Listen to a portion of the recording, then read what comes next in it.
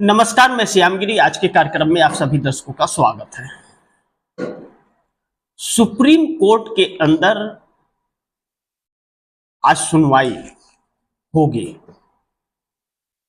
और जो भी खबरें आएंगी सुप्रीम कोर्ट से मैं आप दर्शकों को बताते रहूंगा।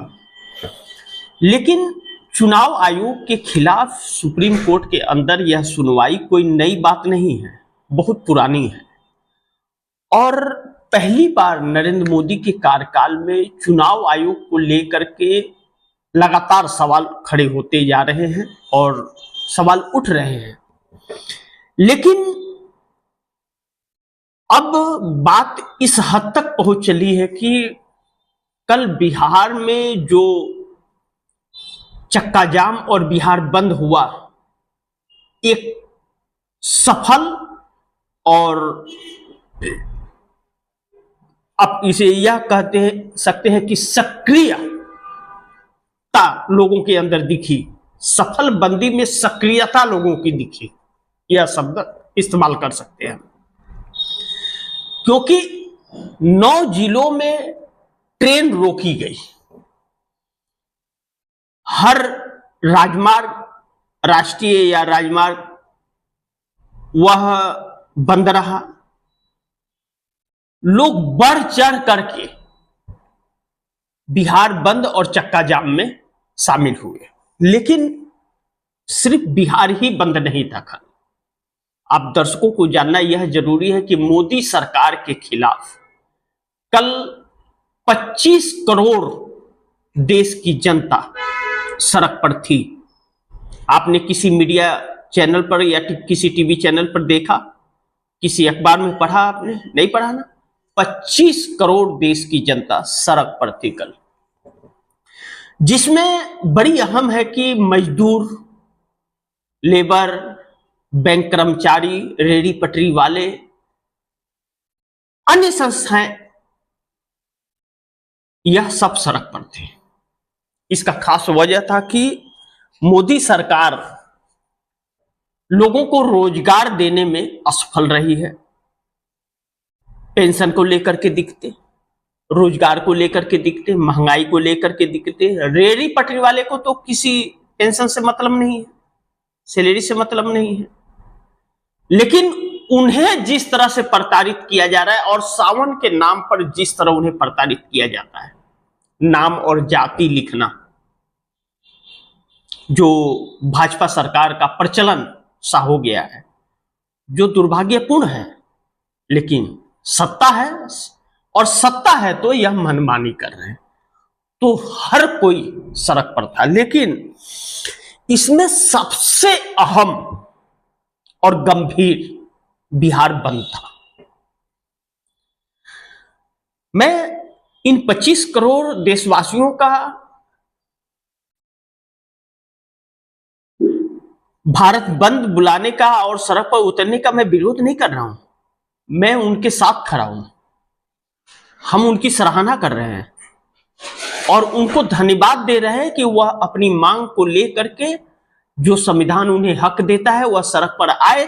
और कहते हैं, बाबा साहब भीमराव अम्बेडकर कहते थे, जब संसद आवारा हो जाए तो देश की जनता को सड़क पर आ जाना चाहिए, ताकि संसद यह समझे कि देश की आंखें खुली हैं। तो 25 करोड़ लोगों ने यह साबित किया कल कि संसद आवारा हो गया है। लेकिन बिहार का मामला इससे भी ज्यादा गंभीर है। यह तो जीविका चलाने के लिए बहुत जरूरी रोजगार है, जो कि हर सरकार रोजगार के वादे करते हैं। नरेंद्र मोदी ने भी 2 करोड़ का वादा किया था। लेकिन आज सुप्रीम कोर्ट में जो अहम मुद्दा रहने वाला है, जब सुनवाई शुरू होगी तो किन किन चीजों पर चर्चा हो रही है वह मैं आप दर्शकों को बताऊंगा। जो सुप्रीम कोर्ट से खबरें आएंगी वह भी बताता रहूंगा। लेकिन बिहार में जो वोटबंदी, पहले नोटबंदी फिर वोटबंदी, नोटबंदी पूरा देश लाइन में लग गया, अब वोटबंदी जो बिहार में लाइन में लगेगा। अब दूसरी चीज, इस वोटबंदी से लोगों की नागरिकता को छीना जा रहा है। अब इस बीच एनडीए गठबंधन मुंह छिपा करके घर में बैठ गया है, जैसे लग रहा है कि सदमे में आ गया है। क्यों जानते हैं? एनडीए गठबंधन इसलिए मुंह छिपा रहा है कि जो बिहार को विकास की राह पर चल पड़ा है, बिहार विकसित होने जा रहा है, उस बिहार की पोल पट्टी खुल गई। एक एक आंकड़े आप दर्शकों को बताऊंगा। आज जो सुप्रीम कोर्ट में चर्चा होगी कुछ देर बाद, कपिल सिब्बल, अभिषेक मनु सिंघवी, प्रशांत भूषण, यह लोग सब कोई, कांग्रेस पहुंची है। सबसे पहले कांग्रेस पहुंची सुप्रीम कोर्ट, आरजेडी पहुंची, एडीआर पहुंचा, महुआ मोइत्रा पहुंची,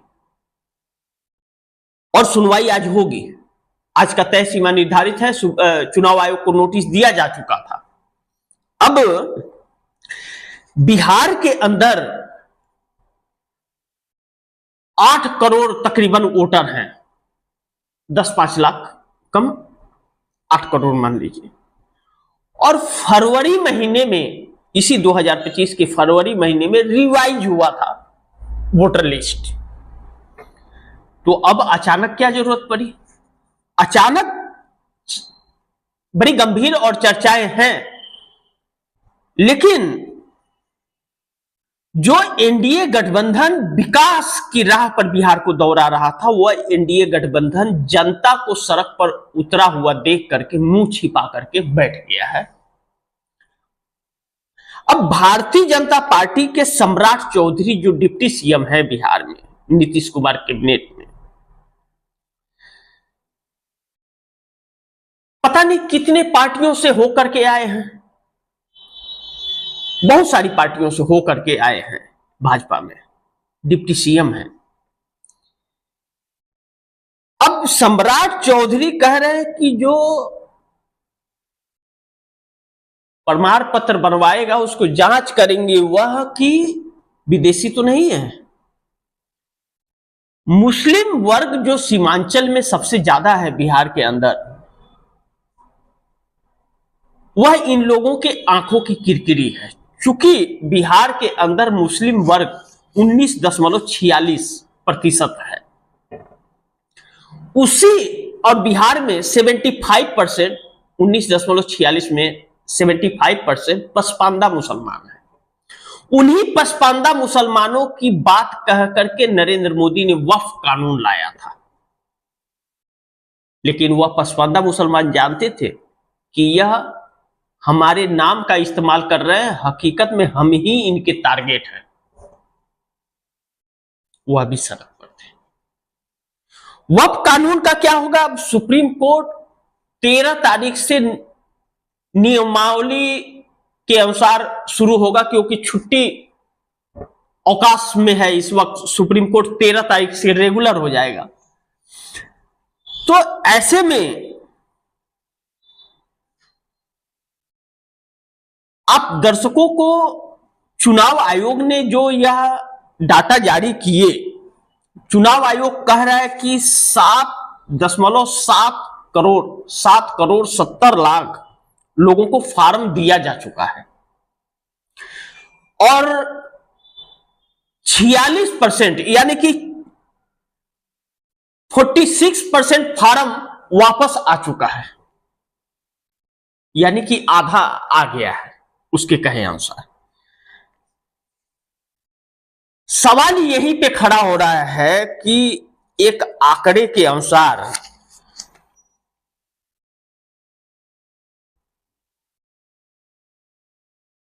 अगर 46% फॉर्म आ चुका है, तो क्या उन 46% लोगों ने डॉक्यूमेंट दिए? अब ऐसे में चुनाव आयोग किसके लिए काम कर रहा है, देश देख रहा है। लेकिन सुप्रीम कोर्ट ने देखा क्या? यह एक सवाल है कि चुनाव आयोग किसके लिए काम कर रहा है, यह तो देश देख रहा है, लेकिन सुप्रीम कोर्ट ने देखा क्या? आज जो सुप्रीम कोर्ट फैसला करेगा, आदेश देगा या सुनवाई जो करेगा, वह इस बात पर ध्यान देगा कि 9 जुलाई को बिहार की सड़कें सूनी हो गई थी और चक्का जाम हो गया था।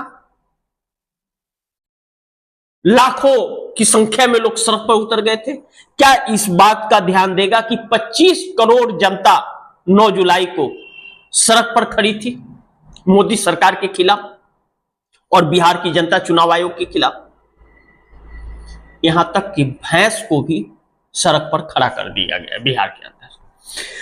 अब चुनाव आयोग धोखा दे रहा है बिहार को। जनता ने सड़क पर उतर करके दिखा दिया।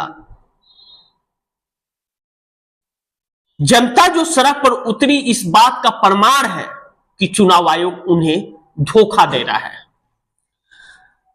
अब कुछ तथ्य हम लोग संविधान से भी निकालेंगे और उस पर भी चर्चा करेंगे, लेकिन इसके पहले राहुल गांधी ने जो चुनौती दी चुनाव आयोग को। राहुल गांधी ने कहा चुनाव आयोग को कानून छोड़ेगा नहीं, चुनाव आयोग को कानून छोड़ेगा नहीं। कल राहुल गांधी ने पटना के अंदर यह बात कही। उसे जरा आप दर्शकों को क्लिप्स में सुनाना चाहूंगा जो राहुल गांधी ने कहा, जो बहुत जरूरी है आप दर्शकों को जानना इस बात का। सुनिए राहुल गांधी ने क्या कहा। अब आप लोगों ने यह देखा राहुल गांधी लगातार आक्रामक हैं इस सरकार पर, और राहुल गांधी ने जो बातें कही हैं वह 100% सत्य है। महाराष्ट्र में यह खेल हो गया, हरियाणा में हो गया, दिल्ली में हो गया और उसका भंडाफोड़ हो गया। अब बिहार में वह नहीं चल पा रहा था गांव, इसके लिए बिहार में मतदाता सूची ही कैंसिल कर दी गई। दूसरी चीज, तेजस्वी यादव ने चुनाव आयोग को मोदी आयोग की संज्ञा दे दी। तेजस्वी यादव ने कहा चुनाव आयोग नहीं है यह मोदी आयोग है, जो बड़ी दुर्भाग्यपूर्ण है। लेकिन अब हम लोग इस बात पर चर्चा कर लें कि संविधान का सुप्रीम कोर्ट ने जो सुनवाई होगी आज, 5 एक्ट हैं जिस पर बड़ी गंभीर रूप से आज चर्चा होगी। नंबर 1 अनुच्छेद 326 और नंबर 2 अनुच्छेद 324 और नंबर 3 अनुच्छेद 14 और नंबर 4 अनुच्छेद 16 और नंबर 5 अनुच्छेद 21। हम लोग आखिर संविधान में क्या लिखा है इस बात को हम लोग समझने का प्रयास कर लेते हैं। यह संविधान है, संविधान की कॉपी है, यह हमारे देश का संविधान है, बाबा साहब भीमराव अंबेडकर का लिखा हुआ। इसमें अनुच्छेद 14 जो है, अनुच्छेद 14 कह रहा है कि समानता का अधिकार, राइट ऑफ इक्वलिटी। 14 में दे रहा है कि विधि के समक्ष समता, राज्य भारत के राज्य क्षेत्र में किसी व्यक्ति को विधि के समक्ष समता से या विधियों के समान संरक्षण से वंचित नहीं करेगा। फिर ध्यान से सुनिए, अनुच्छेद 14 कह रहा है कि समान समता का अधिकार, राइट ऑफ इक्वलिटी, विधि के समक्ष समता, राज्य भारत के राज्य क्षेत्र में किसी व्यक्ति को विधि के समक्ष समता से या विधियों के समान संरक्षण से वंचित नहीं करेगा, यह 14 कह रहा है। और 16, अनुच्छेद 16 क्या कह रहा है वह भी आप दर्शक समझ लीजिए। अनुच्छेद 16 यह कह रहा है कि लोक नियोजन के विषय में अवसर की समता, यह संविधान कह रहा है, यह संविधान का बुक जो कानून है इसमें अनुच्छेद 16 यह कह रहा है कि लोक नियोजन के विषय में अवसर की समता। नंबर 1, राज्य के अधीन किसी पद पर नियोजन या नियुक्ति से संबंधित विषयों में सभी नागरिकों के लिए अवसर की समता होगी, संविधान कहता है। आज सुप्रीम कोर्ट में इसी पर बहस चल रही है, इसी पर होगी बहस। नंबर 2 में कह रहा है कि राज्य के अधीन किसी नियोजन या पद के संबंध में केवल धर्म, मूल वंश, जाति, लिंग, उद्भव, जन्मस्थान, निवास या इनमें से किसी के आधार पर न तो कोई नागरिक अपात्र होगा और न उसे विभेद किया जाएगा। ध्यान से सुनिए आप दो, अनुच्छेद 16 का नंबर 2 कॉलम यह कहता है कि राज्य के अधीन किसी नियोजन या पद के संबंध में केवल धर्म, मूलवंश, जाति, लिंग, उद्भव, जन्मस्थान, निवास या इनमें से किसी के आधार पर न तो कोई नागरिक अपात्र होगा और न उसे विभेद किया जाएगा।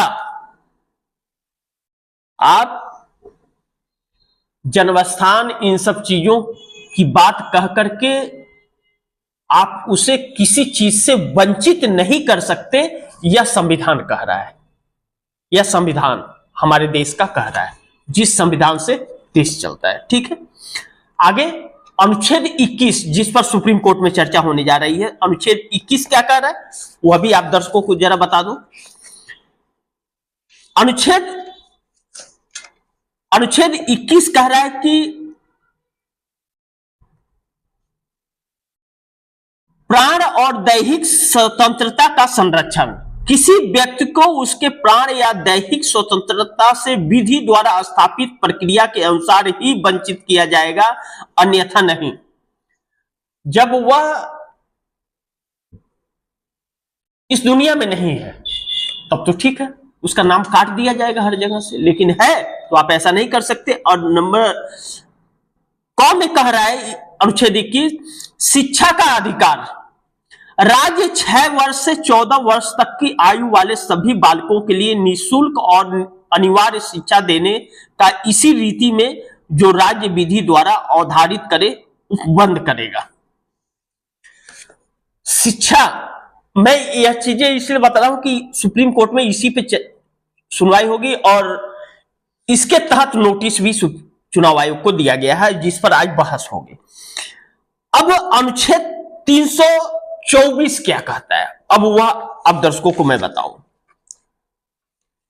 अनुच्छेद 324 कहता है कि निर्वाचनों के अधीक्षण, निदेशन और नियंत्रण का निर्वाचन आयोग में निहित होना। मैं इस पर आप दर्शकों को बोलूं, इसके पहले आप दर्शकों को मैं एक गुजारिश और निवेदन करना चाहूंगा कि इस खबर को ज्यादा से ज्यादा आप लोग शेयर करें, अपने दोस्तों को भी कहें आगे शेयर करें। आपने चैनल को सब्सक्राइब नहीं किया, सब्सक्राइब कर लीजिए, दोस्तों को भी कहिए सब्सक्राइब करें, क्योंकि आज बड़ी अहम चर्चा हो रही है और बिहार के 14 करोड़ लोगों की नागरिकता दांव पर लगी है और उनके साथ धोखा किया जा रहा है चुनाव आयोग और सरकार के मिलीभगत से।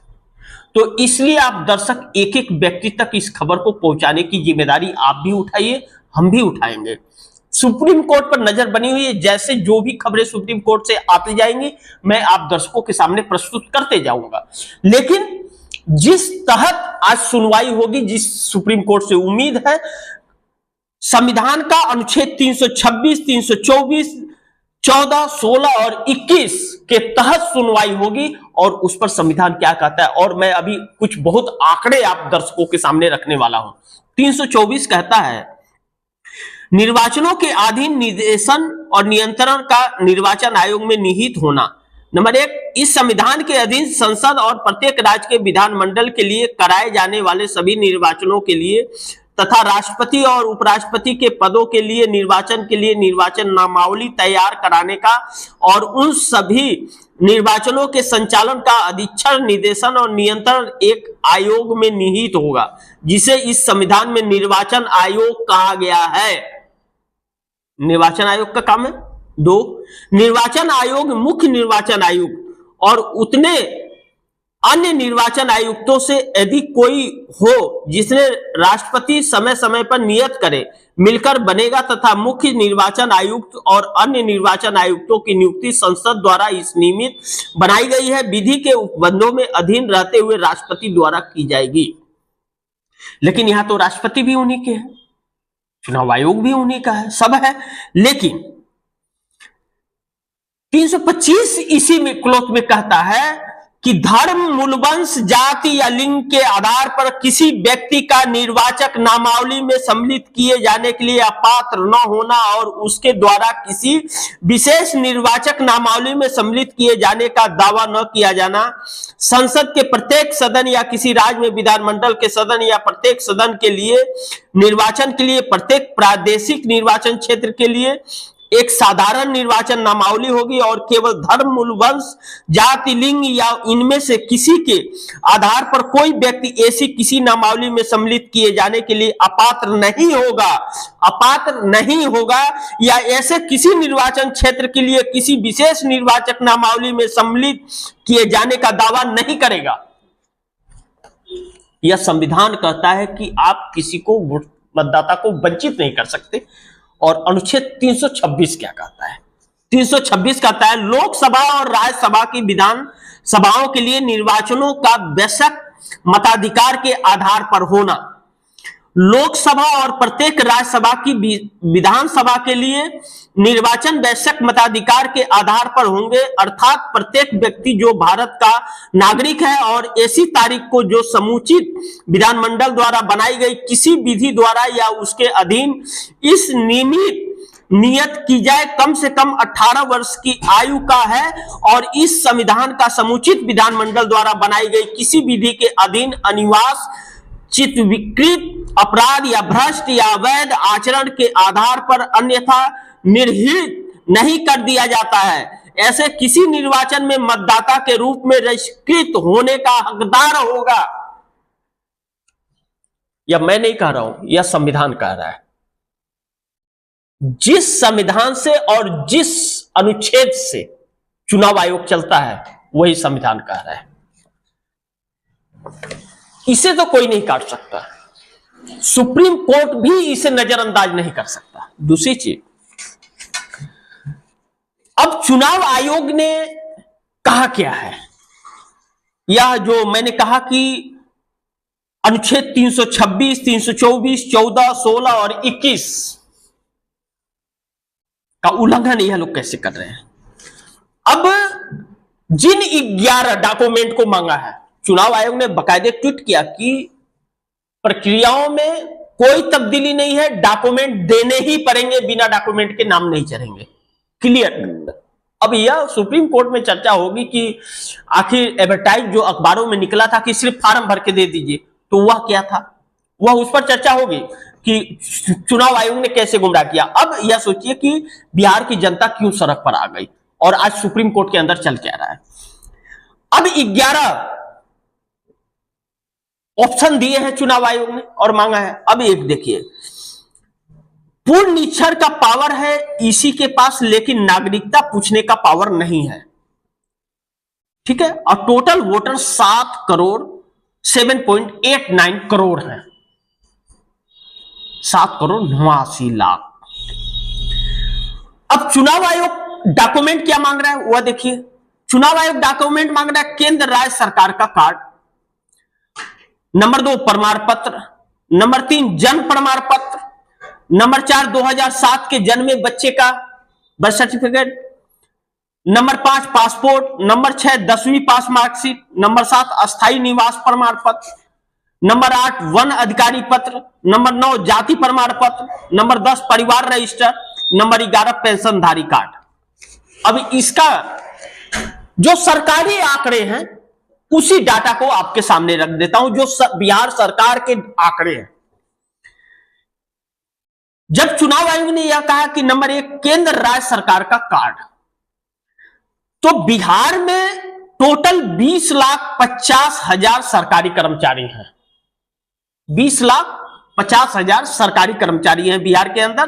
तो केंद्र या राज्य सरकार का सरकारी कार्ड, आईडी कार्ड उसको मिल सकता है, चुनाव आयोग को 20,50,000। अब वोटर कितने? 8 करोड़। ध्यान दीजिएगा आप दर्शक, बड़ी ध्यान से समझिएगा, न समझ आए तो बार बार रिमाइंड करके इस कार्यक्रम को आप दर्शक देखिएगा। नंबर 2, चुनाव आयोग कह रहा है कि प्रमाण पत्र चाहिए। प्रमाण पत्र में 1 जनवरी 1987 के पहले प्रमाण पत्र जारी ही नहीं हुआ था। 1 जनवरी 1987 से पहले प्रमाण पत्र जारी ही नहीं हुआ था, तो चुनाव आयोग प्रमाण पत्र कैसे मांग रहा है जब देश में जारी ही नहीं हुआ था बिहार में। अच्छा, नंबर 3, चुनाव आयोग कह रहा है कि जन्म प्रमाण पत्र, ठीक है, तो 7,13,000 के पास है बिहार के अंदर, सरकारी आंकड़े के अनुसार 7,13,000 के पास है जन्म प्रमाण पत्र, बाकी के पास नहीं है। बिहार में इतना ही इशू ही हुआ है अभी तक जन्म प्रमाण पत्र। नंबर 4 पे आ जाइए।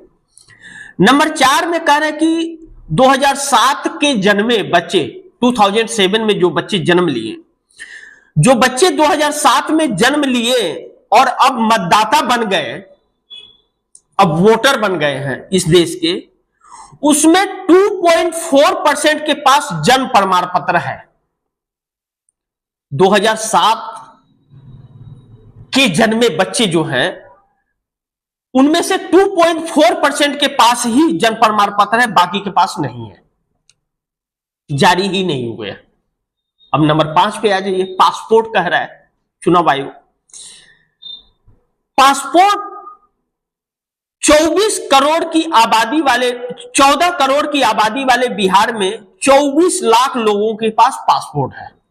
14 करोड़ की आबादी है बिहार के और 24 लाख लोगों के पास पासपोर्ट है, तो बाकी लोग तो नहीं दे पाएंगे डॉक्यूमेंट, 24 लाख लोग पासपोर्ट दे सकते हैं। अब नंबर 6 पे आ जाइए। 10वीं पास के मार्कशीट चुनाव आयोग मांग रहा है।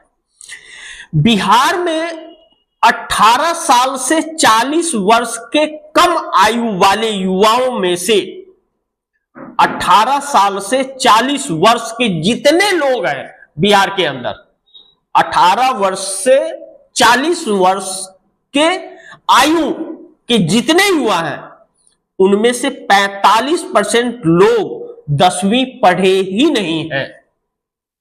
अब सोचिए कि जो 18 साल में अब वोटर लिस्ट में नाम जिनका आएगा और 40 साल तक के जो हैं, यानी कि आधी आबादी पढ़ी ही नहीं है युवाओं की, 10वीं पास ही नहीं है। और नंबर 7, अस्थायी निवास प्रमाण पत्र चुनाव आयोग मांग रहा है। बिहार में अस्थायी निवास प्रमाण पत्र लागू ही नहीं है, लागू ही नहीं है। अब आइए नंबर 8 पर, वन अधिकारी पत्र। 2011 की जनगणना के अनुसार 1.3% वनवासी हैं, 20% के पास कार्ड नहीं है। अब बताइए, और आदिवासियों की संख्या कितनी है बिहार के अंदर? 1.86%। आबादी का 14 करोड़ का 1.86%। अब उसमें से 20% के पास कार्ड नहीं है। अब नंबर 9 पे आइए। जाति प्रमाण पत्र। जाति प्रमाण पत्र 20% एससी, 18% ओबीसी के पास है। जाति प्रमाण पत्र 20% एससी और 18% ओबीसी के पास है, बाकी के पास जाति प्रमाण पत्र है ही नहीं। और नंबर 10, परिवार रजिस्टर बिहार में लागू ही नहीं है, परिवार रजिस्टर, और चुनाव आयोग मांग रहा है। और नंबर 11, पेंशनधारी कार्ड केंद्र और राज्य का। तो पेंशनधारी तो वही होंगे 20,50,000 जो सरकारी कर्मचारी है, उनमें से जो रिटायर हुए होंगे उनके पास होगा। अब यह सारी चीजें जो हो रही हैं और सुप्रीम कोर्ट में आज सुनवाई चल रही है। यह चुनाव आयोग क्यों कर रहा है? क्योंकि भारतीय जनता पार्टी एनडीए गठबंधन का सुपड़ा साफ हो रहा था। दूसरी चीज, वह सब बात की बातें हैं, वह दूसरे खबर में करेंगे। हम लोग सुप्रीम कोर्ट पर चर्चा कर रहे हैं। और जाति समीकरण क्या है बिहार का? जाति समीकरण है कि दलित 19.68% है, 19.68%, ओबीसी 27.12%, अति पिछड़ा 36.01% और आदिवासी 1.86%, मुस्लिम 19.46%। अब चुनाव आयोग भाजपा की नींद उड़ी हुई थी, जो 19.46% को विदेशी साबित करना चाह रहे थे मुस्लिमों को, और जो अति पिछड़े दलित आदिवासी का नाम काट करके यह जो एक समीकरण अपना बनाना चाह रहे थे और हर चीज से वंचित करना चाह रहे थे, दांव उल्टा पड़ गया कल बिहार में जब जनता उतरी सड़क पर। अब देखिए आगे इस पर भी चर्चा होगी आज सुप्रीम कोर्ट के अंदर कि चुनाव आयोग ने BLA block level agent, booth level agent जो हैं 1,54,977 बूथ लेवल एजेंट उतारे हैं। BLO 98,498, ERO electron registered officer तय करेगा कि बिहार में किसकी मतदाता सूची में नाम डालना है और किसका नहीं डालना है। लेकिन चुनाव आयोग फंस गया कि वॉलेंटियर जो उतारा है 4 लाख, पहले 1 लाख की बात हो रही थी, फिर 4 लाख आरएसएस वाले उतरे हुए हैं। 4 लाख वॉलेंटियर को काम पर लगाया है, तो क्या किसी अखबार में एडवर्टाइजमेंट निकाला था या इसका नोटिफिकेशन जारी किया था? यह 4 लाख लोग कौन है जो वॉलेंटियर का काम कर रहे हैं बिहार के अंदर? आरएसएस वाले हैं, भाजपा वाले हैं, कौन है? विपक्ष का तो कोई नहीं है। या सरकार, देखिए इसमें बहुत बड़ा घोटाला भी किया जा रहा है इनडायरेक्टली, जैसे अडानी अंबानी को पहुंचाया जाता है फायदा, वैसे यहां आरएसएस के लोगों को पहुंचाया जाए। तो आरएसएस कौन है जो वॉलेंटियर का काम कर रहा है और चुनाव आयोग ने क्यों लगाया? क्या उन लोगों के नाम जारी करेगी? आज सुप्रीम कोर्ट में इन सभी मुद्दों पर बहुत कुछ चर्चा होना है, लेकिन आप दर्शकों से मैं लगातार कह रहा हूं कि इस खबर को ज्यादा से ज्यादा आप लोग शेयर कीजिए कि ताकि हर किसी को सच्चाई पता चले। और आज सुप्रीम कोर्ट पर नजरें बनाए रखिए, जो भी खबरें आती जाएंगी मैं बीच बीच में आप दर्शकों को बताता जाऊंगा और एक एक तथ्यों पर हम चर्चा करते जाएंगे। आपके अधिकार न छीने। बिहार इस चीज को भी देख रहा है कि आज सुप्रीम कोर्ट की क्या नजर रहेगी और विपक्ष भी देख रहा है। उसके बाद यह सड़कें सूनी नहीं रहेंगी, यह सड़कें भर जाएंगी। बिहार बंद ने यह साबित करके दिखा दिया और बिहार वह कंपन लाता है कि पूरे देश की सत्ता डगमगा जाती है।